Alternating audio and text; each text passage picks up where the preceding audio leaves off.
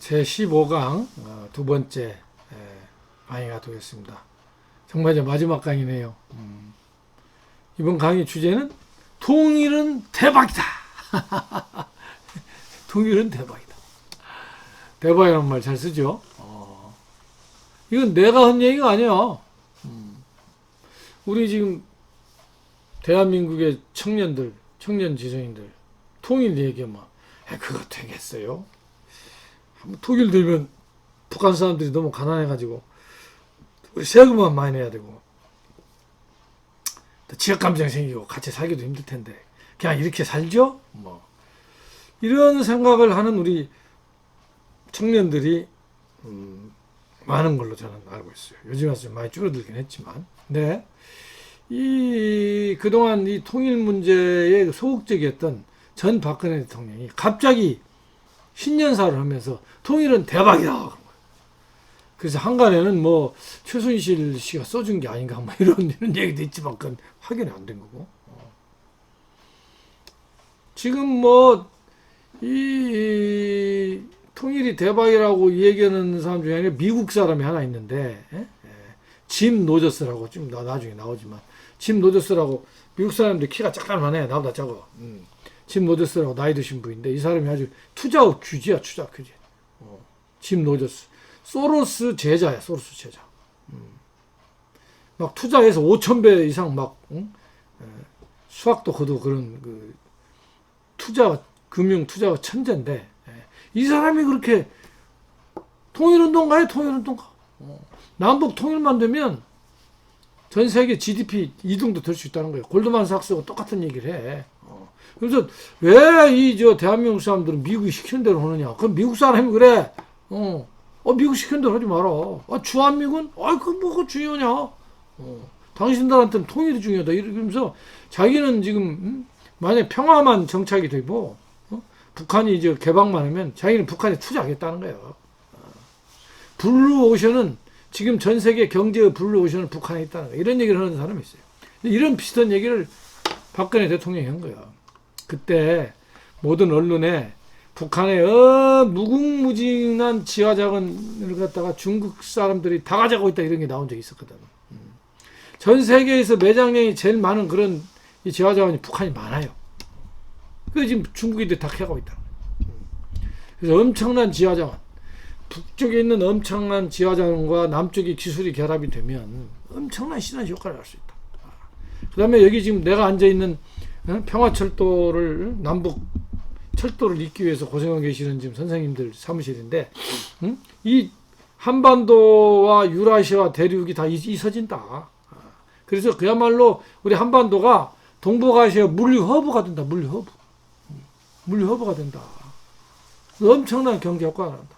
그 다음에 내수시장 8천만 명 이상이 되는 데는 내수시장이 형성이 돼가지고 경제 대국으로 부상할 수가 있다.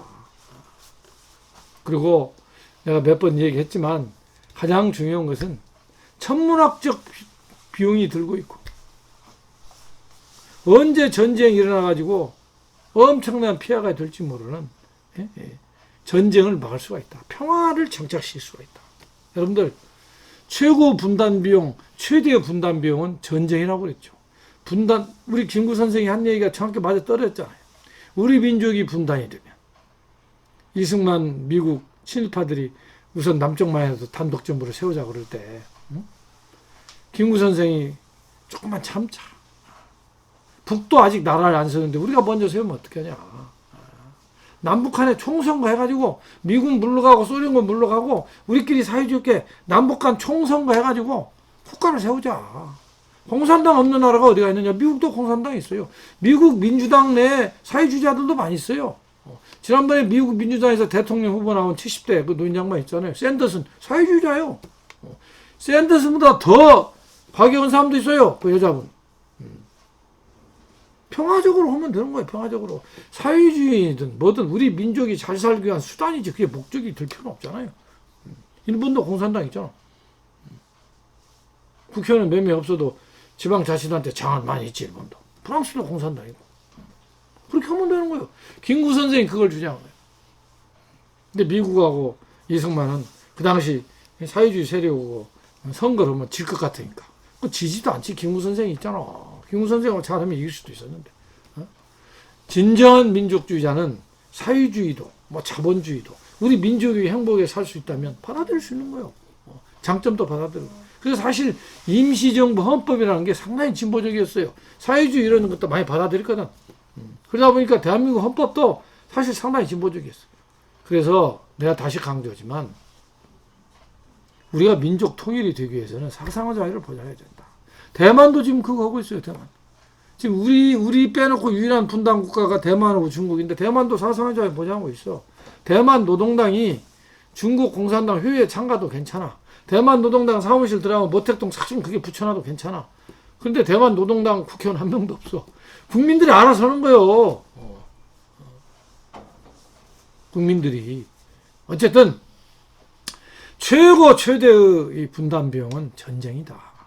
김구 선생이 우리 민족이 분단이 되면 민족 내전이 일어나고 있잖아. 2년도 안 돼가지고 6.25 전쟁이 일어났잖아요. 그래서 우리 민족이 분단되어 있으면 전쟁이 일어날 가능성이 있다. 그래서 최대의 분단 비용은 전쟁이다. 전쟁은 죽음이다. 그 다음에 우리 민족들이 분단되어 있어가지고 쓸데없는 소모적인 경쟁 비용이 얼마나 들어가냐. 경쟁 비용이. 올림픽 선수도 단일팀을 하면 되고 외교부 장관 한 명만 있으면 돼. 국방부 장관 한 명만 있으면 돼. 체제는 달려다가 연방제가 그거야. 연방제가 대통령 교대를 하고 미국도 연방국가잖아. 연방국가 얼마나 많아. 좀 센 연방국가지. 충분히 할 수 있어. 그럼 통일이 되면 통일병이 들어가겠지. 그래서 김대중 대통령이나 많은 분들이 북한이 어느 정도 수준에 올랐을 때 통일을 해야 된다. 지금 통일하게 되면 통일병 많이 들어갈 뿐만 아니라 여러 가지로 불협화음이 많다. 부작용이 너무 많다. 서독이 동독 흡수 통일하는 것처럼 갑자기 그렇게 해서는 안 된다. 그리고 북한이 붕괴하면 중국이 인수하는 것이지 우리하고 평화 통일되는 게 아니다. 미국은 그런 망상을 버려야 된다. 요즘 미국 사람들도 인정하는 것 같다. 만약에 북한이 붕괴되면 중국이 인수한다. 친중국 국가가 된다. 그렇기 때문에 기본적으로 6.15 공동선언 정신은 상호 공존, 공생, 상호 발전하면서 평화 정착을 시키고 일정한 기간 내에 교류 협력해가지고 일단 경제 공동체 만들고 개성공단 같은 거 5개 있으면 경제 공동체가 돼요. 지금 대만하고 중국은 그 정도 수준이 됐어. 중국의 큰 대기업들 그 주식이 대만 사람들 주식이 많아. 한국 사람들 주식도 많고 경제 공동체 만들고 그다음에 판문점에 정부 총항서사 짓고 서로 체제는 존중해 주자. 사회주의 체제와 자본주의 체제는 존중하고 그걸 당장 하나로 합치는 게 불가능하니까. 북한 사람들이 지금 총선거 하자면 하겠어? 자기들한테 불리한데. 체제는 인정하고 체제를 넘어서서 같이 할 수 있는 건 같이 하자는 거지. 대통령 교대를 하고 국회의원도 뽑고 양쪽에서 같이 하고 외무장관 하나면 되지. 우리가 평화가 정착이 되고 우리가 북한하고 남한이 적이 아니면 이제 우리의 가상적은 일본하고 중국이 가상적이 되는 거예요. 소련이. 그래서 우리가 공격할 때는 군인이 많이 필요하지만 우리가 영세 중립국 같이 선언해버리면 더 좋고 그럼 군대도 필요 없지. 최대한 방어를 군대만 남겨놓고 20만 명이면 군인수 20만 명이면 남북한 20만 명이면 방어할 수 있다는 그런 주장이 있어요. 국방비 확 줄일 수 있어. 국방장관 한 명 있으면 돼. 외무장관 한 명이고 체육부 장관 한 명이고 경제 이쪽 행자 이쪽 2명이 시작해 따로 해야지. 이런 식으로 하면 되는 거예요. 통일이 어려운 게 아니다. 평화만 정착이 되면 어려운 게 아니다. 당연히 조금 어쨌든 통일이 되더라도 경제력에 격차가 있으면 통일 비용은 좀 들겠지. 그건 통과를 해다. 독일 사람들이 동독이 갑자기 붕괴되면서 공산주의 정권이 붕괴되면서 서독으로 흡수 통일됐어요. 통일 비용이 좀 들어갔지. 세금이 들어갔지. 응? 그때 엄청 떨었지. 그때 통일 비용이 좀 들어갔지만 지금 독일이 어떤 상태입니까? 독일이 통일되고 나서 지금 유럽의 최고 강대국이 됐잖아. 최고 강자야.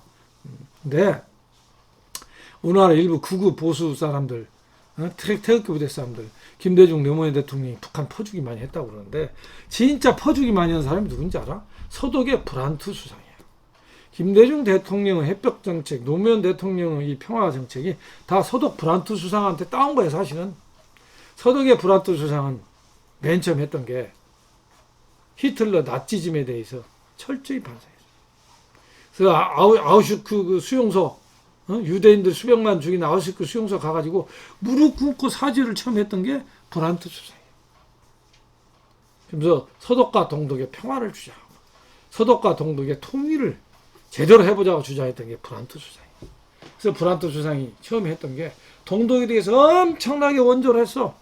엄청나게 퍼부어졌지. 동독 주민들이 어떤 생각이 들겠어요? 서독이 고맙지. 김대중 대통령의 햇볕 정책이 그거야. 북한 주민들 햇빛을 쬐자. 북한 주민들도 사람이요. 그러고 나서 브란트 수상이 우리는 같은 동포로서 우리가 돌 건 돕겠다. 다만 먼저 서독 TV, 동독 TV 서로 볼 수 있게 하자. 이게 뭔 일이야. 하여튼 그걸 브란트 수상이 따낸 거예요. 그래가지고 이제 동독 사람들이 워낙 도움을 많이 받다 보니까 TV 개방했어. 동독 백성들이, 동독 국민들이 서독 TV를 보면서 뒤집어져 버렸어. 저런 세상도 있네. 동독이란 나라가 사회주의 국가에서는 잘 사는 나라였어요. 그래도 뒤집어져 버렸어. 그래서 동독 내에서 혁명이 일어났잖아. 공산당 내 쫓고 자본주의 해가지고 통일이 된 거 아니고. 그런 식으로 하는 건 우리도 별로 환영하지 않고 공존 공유하면서 평화적으로 통일하자. 북쪽 체제를 존중한다. 미국 사람들도 뭐 수도 없이 회담에서 합의사항에 보면 꼭 그 얘기 나와. 서로 체제를 존중한다. 평화 공존한다. 그렇기 때문에 우리는 통일은 반드시 필요한 거다. 여러분들 알겠죠? 뭐 통일하면 뭐야? 뭐 비용만 많이 들고? 절대 그런 게 아니다. 그리고 이제 북쪽이 어려워지기 시작했다는 얘기는 앞에서 했기 때문에 넘어가고, 어쨌든 뭐 1990년대 소련 동구 유럽이 망하고 기름 한 방울 없을 때 참 사람들이 굶고 연료가 없으니까 어떡해. 산에 있는 나무 전부 배에다 땔감으로 썼다고. 북쪽에 가면 다 민둥산이야. 금강산, 백두산, 뭐 묘양산 그 유명한 그 산 빼놓고는 야산들은 다 민둥산이야. 야산들. 그러니까 또 뭐 비가 많이 오면 홍수가 또 쉽게 나고. 뭐 굶었을 때 굶는 시간에 춤추며 노래 불렀다는 얘기 아까 했죠. 당 간부와 지도자들이 함께 굶었고 아사자들이 당 간부와 지도급에서 오히려 많이 나왔다는 얘기. 김정일 위원장도 죄기밥을 해가지고 우리나라 말하자면 주먹밥 같은 거 먹고 다녔다는 얘기. 뭐 사진도 있고 그러더라고 가서 보니까. 뭐 얼마나 김정일 위원장이 같이 고통을 나누는지는 모르겠으나 하여간 뭐 북한 동포들이 볼 때 오히려 북한 동포들은 굶으면서 서로 단결력이 더 세지고 신뢰가 더 세졌다고 주장을 해. 어쨌든 데모 한 번 없었던 건 사실입니다. 이런 것들이 이제 북한도 시장을 생기게 하고 경쟁을 하게 하고 A라는 공장에서 경쟁해가지고 생산력이 높으면 너희들이 나눠 가지라고 그러고 그래서 전부 국가가 마음대로 하는 이런 경제 구조를 좀 거쳐서 만약 시장 경제 논리를 도입하기 시작한 거예요 북한이. 그러면서 생산력이 들어가 특히 김정은 이 사람이 북한 지도자가 되면서 시장 논리를 많이 도입했고 그 사람은 스위스에서 유학을 해봐가지고 자본주의를 알잖아. 그래서 정동연 전 통일부 장관이나 몇 사람 같은 경우는 북한 전문가들 같은 경우는 미국하고 잘 협상만 되면 북한이 중국처럼 완전히 개혁 개방할 수도 있다는 거야. 쿠바식 사회주의에서 중국식 베트남식 자본주의는 반드시 섞어버리고 그럼 우리는 평화 통일이 훨씬 편하지. 난 북한이 그렇게 했으면 좋겠어요. 남쪽 백성들을 생각해서 남쪽과 평화 통일을 빨리 앞당기고 또 북한의 경제 건설을 빨리 하기 위해서라도 먹고 사는 게 중요하잖아. 지금 남한 사람들 북쪽 가서 살아면 살 사람 몇 명 없을 거예요. 그러기 위해서는 중국 베트남식으로 개혁 개방을 좀 가감히 할 건 하는 게 좋지 않겠느냐 이런 게 내 개인적인 생각인데 하여간 북쪽 김정은 위원장도 그런 생각을 하고 있다는 얘기를 정동영 전 통일부 장관이 강연 이런 자리에서 하더라고. 그래서 통일을 빨리 앞당길 수 있는 게 가장 중요한 게 우선 평화죠. 남한하고 미국이 군사훈련 하지 말고 북한도 하지 말고 서로 불가침 선언하고 휴전협정은 전쟁을 쉬는 거니까 평화협정으로 바꾸고, 평화협정을 바꾸면 어떻게 군비도 축소하고. 그래서 지금 지금 미국하고 우리하고 남북한이 모여가지고 평화협정 맺는 게 가장 중요해 지금. 그게 우선이야. 옛날 전두환 박정희 때는 평화협정 하라고 그러면 감옥 보냈어. 세상에 평화협정이라는 게 뭔 죄가 됩니까? 어? 국가보안법 7조 뭔지 알아? 평화협정 하자고 주장하는 게 문제가 아니라 북한에서 평화협정 하자는데 거기에 고무 찬양 동조했다 해서 국가보안법 7조가 고무 찬양 동조죄 돼 있어. 그걸로 나 감옥 쏘았어. 요즘은 이제 평화협정 주장한다고 감옥을 안 보내지. 평화협정 맺어야 된다. 미국도 그거 주장하는 사람들이 있어. 그러고 나서 미군이 뭐 필요하면 있을 수도 있다. 김대중 대통령이 얘기했잖아요. 우리가 통일되더라도 일본과 중국과 소련을 견제하기 위해서 동북아 군사 요충지인 한반도에 미군이 주둔할 수도 있다. 그걸 김대중 대통령이 김정일 위원장 만나서 얘기했고 김정일 위원장도 이해한다고 그랬잖아. 지금 무조건 막 미군 철수 그런 주장하지 않고 있다. 우리는. 당분간 미군이 있을 수도 있다. 통일된 후에라도. 그걸 김대중 대통령이 주장했고 김정일 위원장이 이해를 했다는 거 아니에요. 왜? 우리가 평화가 되고 통일되면 우리 가상적은 일본이고 러시아하고 중국이니까 미군이 우리에 있는 게 지배와 간섭은 안 된다면 작전 지휘권을 우리가 갖고 있다면 큰 문제가 없다는 거지. 그래서 우리는 무조건 반미주자여서도 안 되고 무조건 미국을 적으로 돌려서도 안 된다.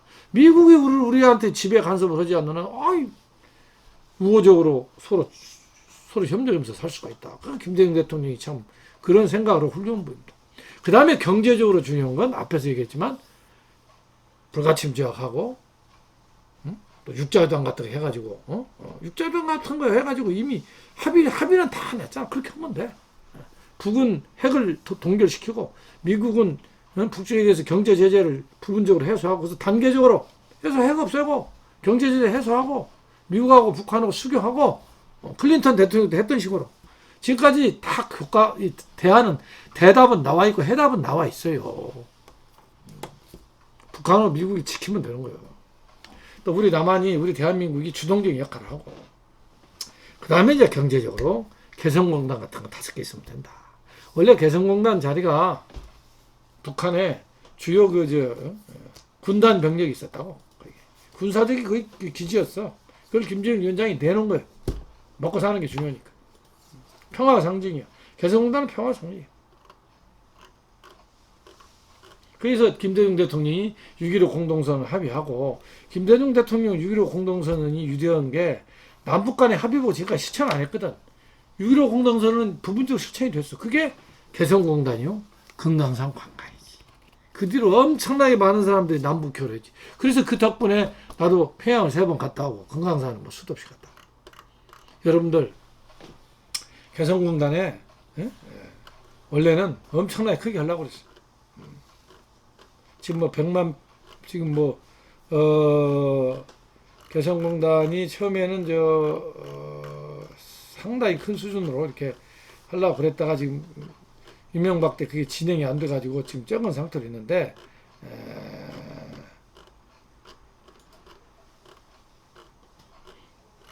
나중에 그 자세한 얘기는 하기로 하고. 그럼 지금 개성공단 이 상태를 보면 개성공단에서 사업을 하고 있던 사장들이 평택암 사건, 뭐 김대중 대통령 때 그 서해 교전, 전쟁이 일어나기 직전 상황이 오고 막 북한 애들 핵실험 뭐 이래도 한 명도 개성공단에서 철수한 사람이 없었어. 사업하는 사람은 돈 안 벌면 그만두고 나오는 거예요. 왜? 개성공단에 있으니까 돈벌이가 좋거든. 사실은 개성공단 가지고 북쪽 애들은 임금을 받아가고 우리는 이윤을 취하고 우리가 경제적으로 이득을 다 봤어요. 그걸 알아야 돼. 그래서 개성공단에 있었던 사장들은 개성공단이야말로 황금 알을 낳는 엘도라도다. 지금 개성공단에서 사업했던 사람들 얼마나 열심히 지금 완전히 통일운동가 됐어. 첫째, 개성공단에 있으면 어떤 게 좋아요? 물류병이 적게 들잖아. 물류병이. 지금 중국, 베트남 임금 싸다가 거기 가서 사업하는데 물류병이 얼마나 들어. 그 다음에 결정적으로 좋은 게 임금이 비교가 안 돼. 예? 개성공단 북한 노동자 월평균 임금이 115원인데 아니 115.5달러. 우리나라 돈으로 12만 9천 원이냐. 12만 9천 원. 중국 칭다오 중국 같은 경우는 368달러. 베트남은 151달러. 베트남보다 우리가 한 40달러 적어. 개성공단이. 일단 가격 경쟁력이 있다 이 말이에요. 그 다음에 땅값 임대료 1평방미터당 41달러. 중국이 2.5배 맞네. 100달러. 베트남도 200달러. 오히려 베트남이 땅값은 더 비싸네. 임대료 적게 들지. 임금 적게 들지. 예? 물류비용 적게 들지. 그 다음에 언어가 통하잖아. 언어가. 그 다음에 중요한 게 북쪽은 무상교육을 하기 때문에 다 고등학교 이상 나왔어. 생산성이 아주 높아요. 이걸 짐 로저스가 본 거예요.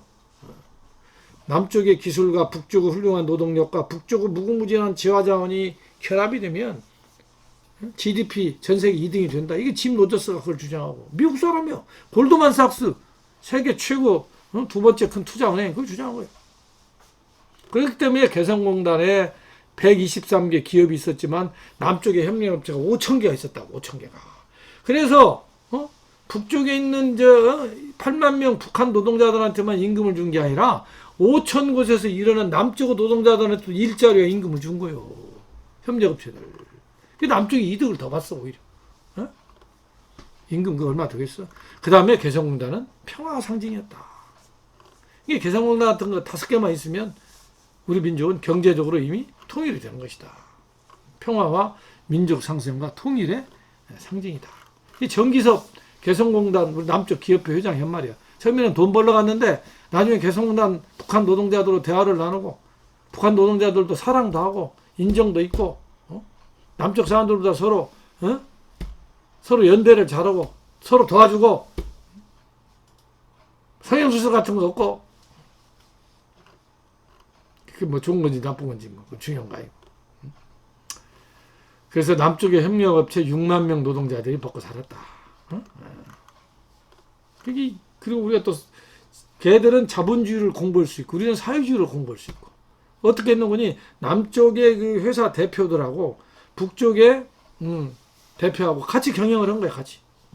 원래 나온다. 원래 김대중 대통령 때 부지 800만 평에 70만 명 노동자들이 이르는 그런 개성공단을 만들려고 그랬어요. 북쪽에서도 동의했고 앞으로 이렇게 만들면 되는 거예요. 이렇게 만들면 되는 거예요. 외국 자본도 받아들이고. 지금 100만 평에 한 8만 명 이러고 있지. 이명박 때 끝쳐져 버려. 그리고 이제 천안함 사건 뒤로 이명박 대통령 때 5.24 조치로 대북 투자가 금지되면서 2014년 기준으로 5만 5천 명만 이러고 있는 거예요. 그 다음에 이명박 대통령 때 사고가 나오죠. 금강산 관광량 중지시켜버렸고. 사실 이명박 대통령도 천안함 사건 났지만 개성공단을 놔뒀거든. 북한이 핵실험했지만 개성공단을 놔뒀어. 이명박 대통령도 역시 그 비즈니스맨이라 그 정도 강강이 있었는데 박근혜 대통령 때 개성공단을 없애버린 거예요. 폐쇄한 거예요. 돌대가리도 그런 돌대가리가 어디가 있어. 서로 좋은 것 같아. 최순실이가 얘기했다는 설도 있는데 확인된 건 아니고. 개성공단은 없애지 말아야지. 금강산. 개성공단이 북쪽에 의해서도 한 5개월 중단된 적이 있었어요. 그렇지만 북쪽에서도 개성공단을 완전히 폐쇄한 적이 한 번도 없었어. 우리 존경하는 박근혜 대통령이 한 거야. 안 되는 일만 했어. 안 되는 일. 지금 문재인 대통령 때 와가지고도 해야 되는데 지금도 못하고 있다. 지난번에 북쪽 아이들이 남북 교류 그 협력 사무소 개성에 있는 걸 폭파해 버렸잖아. 내가 페이스북에다가 북쪽 사람들이 볼지 안 볼지 모르지만 그거 하지 말라 했거든. 아니 개성 그 연락 사무소가 뭔 죄야? 왜 그걸 폭파해? 이 북쪽 사람들이 그게 좀 문제야. 뭐 문제? 남쪽 사람들이 그거 보면 좋겠어? 그것도 남쪽 돈으로 한 거야. 자기들 돈으로 한 것도 아닌데 왜 그걸 폭파하냐고. 화가 안 맞고. 화가 많이 난 거야. 왜 그랬느냐? 문재인 대통령이 북미 관계가 완전히 얼음장처럼 되고 트럼프하고 북쪽 애들하고 막 마을 싸움하고 곧 전쟁이란 거죠. 트럼프가 유엔 연설하면서 뭐랬어? 김정은은 핵을 가지고 미사일 가지고 노는 어린애다. 어린애다 그랬잖아. 그랬더니 또 북쪽에서는 뭐랬어? 늑다리 치맥기 있는 늑다리 노인네다 또 비판하고. 전쟁 직전까지 가고 그랬다고. 그걸 해결했던 게 사실은 문재인 대통령이었어요. 북미 간에 그 군사적 긴장이 높아지는 상황에서 동계올림픽을 했잖아요. 2018년에. 동계올림픽을 할 때 문재인 대통령이 북한을 초대한 거야. 북한 애들이 그걸 받은 거야. 가지고 그때 북한의 김정남, 그 당시 형식적으로 제일 높은 사람이 김여정, 김정은 여동생 와가지고 계속 실례 웃으면서 좋은 인상을 줬지. 그러면서 이제 남북 간에 이게 화해 무드가 시작이 된 거예요, 그때. 그러면서 판문점 정상회담 하고, 그 다음에 2018년에 9월 19일 날 평양에서 문재인 대통령이 방북해가지고 평양 선언했잖아.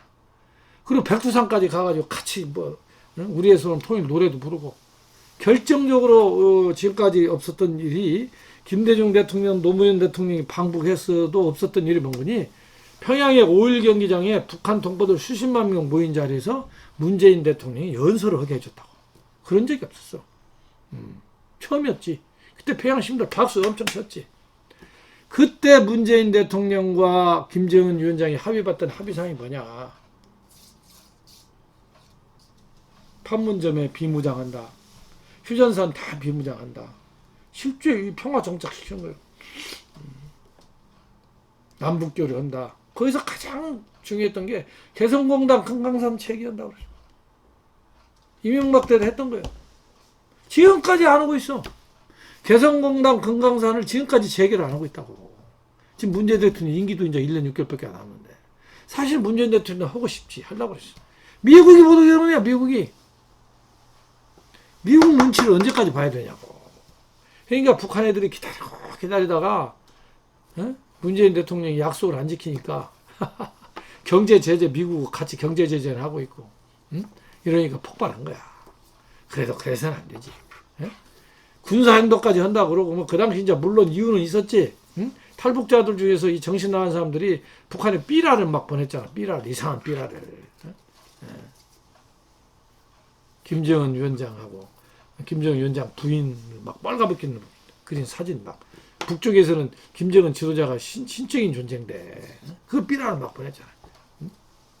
이명박 대통령 때도 북쪽에 삐라 못 보내게 막았어. 경찰을 동원해가지고. 근데 문재인 대통령이 그걸 제대로 안 한 거야.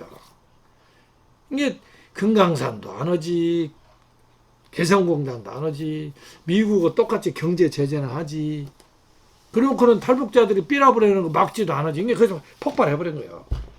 그래서 연락사무소로 그냥. 그래도 그래서는 안 되지. 다행히 연락사무소만 폭파하고 그때부터 군사행동 행당했는데, 내가 뒤에 페이스북에 써놓은 거 뒤에 있어. 내가 하지 말라 했어. 그건 안 했는데. 지금 뭐 정체 상태이지. 그래서 우리에게 평화를 정착시키고 통일하는 것은 절대 어려운 게 아니다. 서로 존중하면 된다. 김구 선생처럼 하면 된다. 사회주의를 무슨 머리에 뿔난 것처럼 생각하면 안 된다. 다 우리 민족이 잘 살면 수단으로 생각하면 되는 거다. 우리 민족이 잘 살면 수단이다. 지금 바이든이 지금 미국 대통령이 됐습니다. 트럼프라는 사람이 짐작을 할 수 있고 할 수 없고 막 무슨 일을 할지 모르는 참 불안한 사람인데, 어쨌든 한반도의 군사적 긴장을 약간 낮추는 데는 기여를 한 건 사실이에요. 이 사람은 장사꾼이야, 장사꾼. 전쟁을 해가지고 이길 것 같으면 하고 질 것 같은 전쟁을 뭐로 하냐는 거예요. 엄청나게 미국 경제에 타격을 주는데. 북한하고 전쟁해가지고 승산이 없다는 거 알아. 수도 없이 실험해봤잖아. 그래서 나름대로 평화를 하려고 했는데, 문제는 쇼만 한 거야, 쇼만. 트럼프 쇼만 했어. 정상회담 뭐 한 건 좋았는데, 괜히 이 허파에 바람 넣고 기대만 불러일으켜주고, 된 게 있어야지, 된 게. 바이든, 미국 민주당 정부도 만만찮아요. 트럼프는 김정은이라도 몇 번 만났지만, 바이든 이쪽은 김정은 쉽게 만난 사람이 아니라 독재하고 있다. 세습 독재다. 세계에서 최고로 독재하고 있다. 이런 생각을 갖고 있어. 그렇지만 아주 합리적인 또 사람이야, 바이든 대통령이. 바이든 대통령이 그 미국 상원 외교위원장 할 때, 클린턴 대통령 때야. 그때 제네바 협정도 맺고 올브라이트 미 국무장관이 갈 때야. 그때 바이든도 다 지지했어. 예, 우리가 어떻게 하기 달려있다. 이제 대한민국이 어떻게 하게 달려있다. 대한민국이 정말로 한반도 운명을 우리가 책임진다는 생각하에 너무 미국 눈치 보지 말고 김대중 대통령 때처럼 하면 된다. 김대중 대통령이 정말 피눈물 흘리면서 미국 사람들하고 싸울 때는 싸우고 설득시키고 했죠. 미 대사관 촛불 집회할 때 미 대사관으로 촛불 행진들이 나아갈 때 경찰청장이 막으려고 할 때 막지 말라고 그랬어. 그게 부시가 사과한 거예요. 미국하고 싸울 때는 싸우고 평등한 동맹국가, 균형 있는 종속적인 동맹이 아니고 그걸 나는 미국하고 척을 하자는 얘기는 꼭 아니에요. 대등한 동맹국가부터 돼야 된다. 대등한 동맹국가, 평등한 동맹국가. 주한 미군 주둔비 막 5배 올리라고. 그건 대등한 동맹국가 할 짓이 아니지. 북한에 독감 예방주사 그거 보내면 또 못 보내게 하고. 그건 그러잖아. 어쨌든 우리가 하기에 달려있다. 우리가 해야 된다. 내가 볼 때는 꼭 불가능한 것도 아니다. 남쪽이 하기에 따라서는 바이든은 오히려 트럼프보다 합리적인 측면이 있기 때문에 좀 시간은 늦더라도 미국에 중요한 건 북한보다 중동입니다. 중동 지금 이란 팔레스타인 문제 아주 중요해. 중동의 평화를 정착시킨 게 지금 미국은 중요해. 또 이스라엘이 원래 또 미국을 움직이는 그런 또 유대인들 있잖아요. 미국을 움직이는 게 유대인들이야. 이스라엘을 미국 유대인들이 만든 거요. 2000년 있다가. 지금 이란 핵 과학자를 죽인 것도 이스라엘이라고 하는 그런 주장도 있잖아요. 간단치가 않아. 그래서 미국은 일단 중동 문제에 관심을 갖는다. 그러면서 이 북미 관계 문제는 좀 시간이 필요하고 그 사이에 우리가 시간을 벌어가지고 미국을 설득을 시켜야 된다. 이게 중요하다. 선제적으로 해야 된다. 아마 저는 이제 누가 대통령이 돼도 남쪽에 평화 통일을 위해서 노력할 수밖에 없다. 이제 대한민국 국민들 다수가 알아요. 왜 우리가 분단이 돼 있고 미국이 어떤 생각을 갖고 있다는 걸 이제 웬만한 대한민국 어른들은 알아. 미국이 천사가 아니라는 걸 알아. 다만 미국이 워낙 강대국이기 때문에 미국하고 싸우는 걸 사람들이 엄두를 못 내고 있죠. 엄두를. 미국하고 싸우라는 게 미국하고 전쟁하라는 얘기 아니라고. 김대중 대통령이 했던 것처럼 해도 된다. 이걸 마지막으로 강조하고 평화 통일은 대박이다. 이걸 다시 한번 강조하고 내 강연을 마치겠습니다. 어쨌든 여러분들 한 학기 동안 고생 많았고 여러분들 대학생활 내년쯤은 코로나가 극복될 것 같은데 행복하고 실속 있고 의미 있고 여러분들의 앞날에 행복을 가져다 줄 수 있는 대학생활이 되길 기원하면서 사유강 명제익기 최규엽 교수의 2020년 2학기 강의는 다 마치도록 하겠습니다.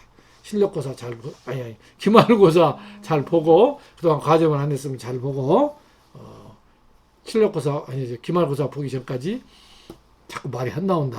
밥 안 먹고 지금 오후 1시 46분이거든. 오늘 지금 한꺼번에 강의를 한 200분 했나 어쨌나. 정신없다 보니까 미안하고 어쨌든 기말고사 잘 보고 과제물 감상문 제출하시고 그렇게 했으면 좋겠어요. 여러분들 수고 많았어요. 감사합니다.